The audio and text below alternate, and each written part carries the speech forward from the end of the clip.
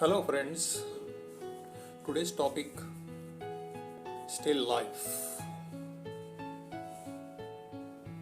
Can you tell me what is the focal point in this painting or the photograph? Normally when you have such beautiful pink purple flowers with the green foliage, that becomes the focal point. However, the sunlight falling on the pot actually attracts our eyesight first, especially because of the serrations. The beautiful sunlight is divided into the light and shadow multiple times, and that becomes a focal point. And that's where I will be little careful in number one, sketching it properly, number two, ensuring that there is a value difference between the sunlit right surface of the pot and luckily there is a tree trunk which is dark enough so that there is a big contrast available there. See, if you have a tonal variation and if you wait in the value variation range of 1 to 10, then I'll say the bright sunlight is at maybe 1 or 2 and the tree trunk could be 7 or 8, if not 9. So there is a big variation, that is almost 7, difference of 7 in the tones, and that is where it is catching our eyesight. And of course the flowers and the foliage and all that will be also painted and will be adding to the beauty. So the sketching, as usual, remember to draw a vertical center line so that your pot becomes easier to sketch and it remains symmetrical. What happens is, especially when the paper I have taken is 12 inches by 16 inches arch paper, and there's many times newcomers you may have a non-symmetrical pot. The vertical line helps in this. Now if the base becomes slightly smaller or bigger, it's okay, but it should remain symmetrical. I am starting with the painting of these pink flowers, then I'll be painting green foliage, and then eventually the pot, and then the background, tree and other things. That is the way I have planned my painting. One can always use masking fluid, but here I have decided not to use masking fluid. A little bit of bleeding of pink and green colors could be there because painting the green color in between the flowers is going to be a little tricky, but that will possibly add to the beauty. It doesn't matter if there is slight overlap. Great. So let's get going. Yeah, this is I normally use a standard palette. Here I am using lemon yellow and sap green. One can always create the greens by a simple variety of blues: cerulean blue, cobalt blue, ultramarine blue, and yellows, again lemon yellow, compose yellow, Indian yellow, a lot of yellows, chrome yellow. So you can get actually variety of greens, like you can create sap green, generally cobalt blue and gumboge yellow should be able to give you that, chrome yellow. Viridian green is also possible by Persian blue and other yellows, and of course olive green is also very easily possible to make. But if you prepare the greens, you can actually get variety of greens more than what your palette gives.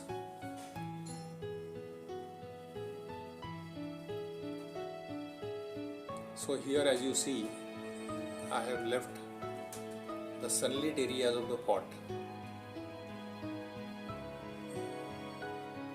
without painting.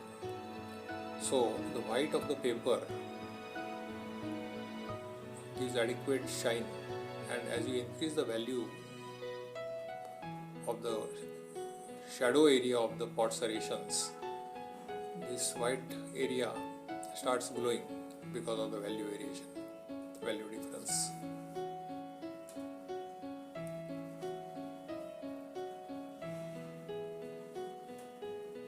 Generally, one has to take care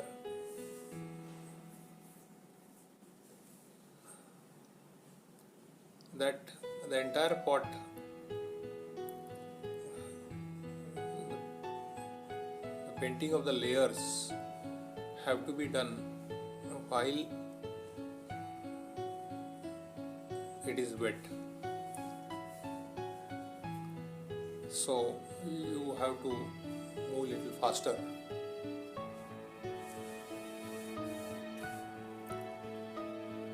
And don't right now worry about the side protrusions. In the serrations you will see there are edges which have actually come out of the pot, and they are adding to the beauty. So while we will be giving this dark color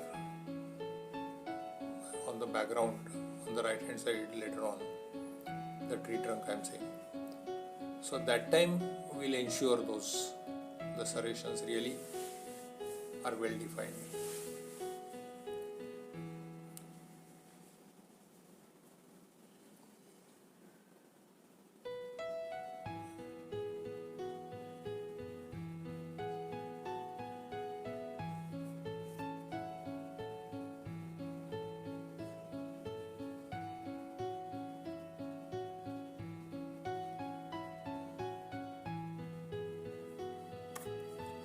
The shadow of the flowers and the leaves is very important, and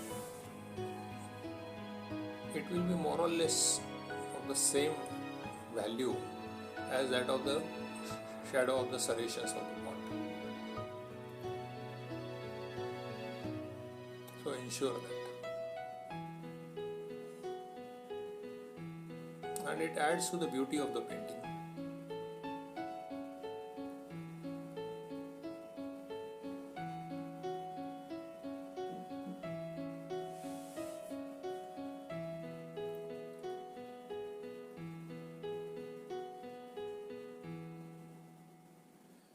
Here in India, the rainy season is over and the festive season has begun with the Ganesh festival and Durga festival just over. We are all waiting for, and even Dussehra for that matter, we are waiting for Diwali, the festival of lights. So the weather has become cooler. Nice sunshine, a very favorable condition for plein air painting, where you can get lot of spots with shadows and sunlight. So now this dark value is going to define the sunlit pot.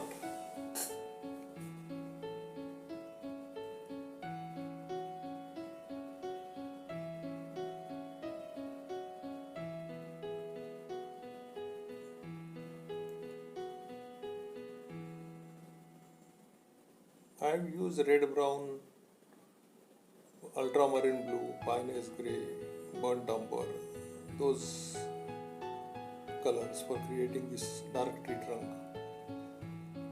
See, now this is the critical most part of this painting.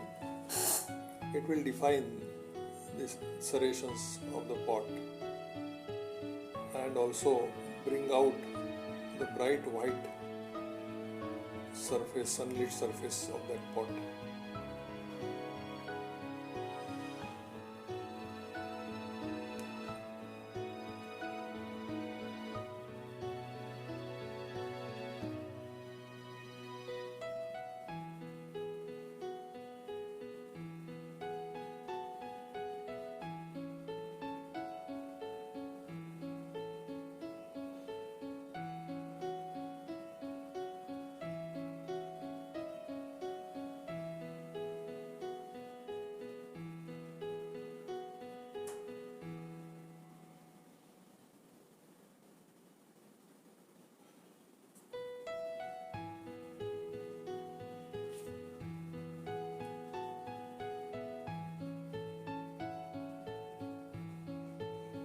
Now for the background blue color, I am using a large mop brush and a plain cerulean blue wash. Nothing special about it. But again, on this surface of the pot, a little bit of painting of those serrations. Though the value variation will not be much here, nevertheless, let us do justice to the serrations. Very beautiful vase or vase, I'm not sure what is the pronunciation.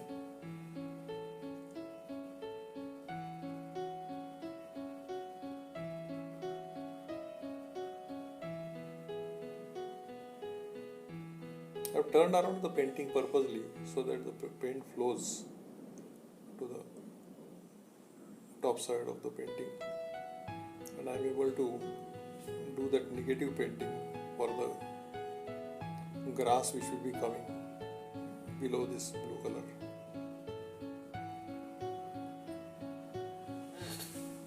For the video's sake, I prefer to dry the painting quickly by a hair dryer, so that the video remains short and sweet. Now, the finishing touch for completion of the grass in the table underneath or the floor underneath.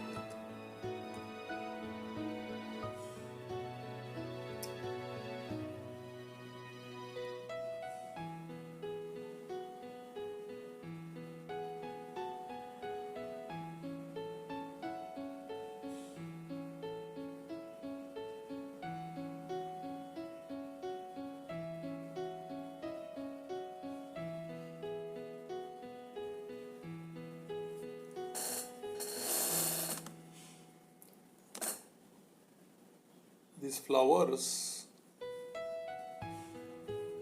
are having their own shadows.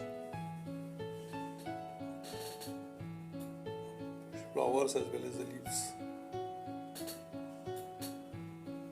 So I am adding some pigment and spreading it slightly that way.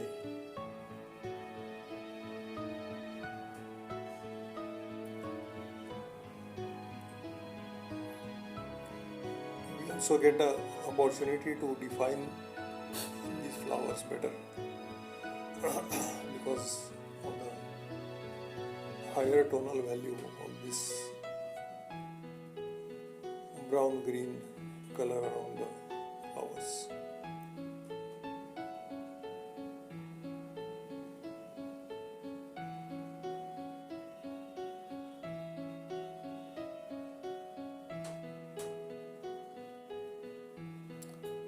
Well, I'll take your leave now. Do try this painting. I'm not sure whether you can attach it to the comment section of my YouTube video. But do let me know your experience. Hi, happy painting.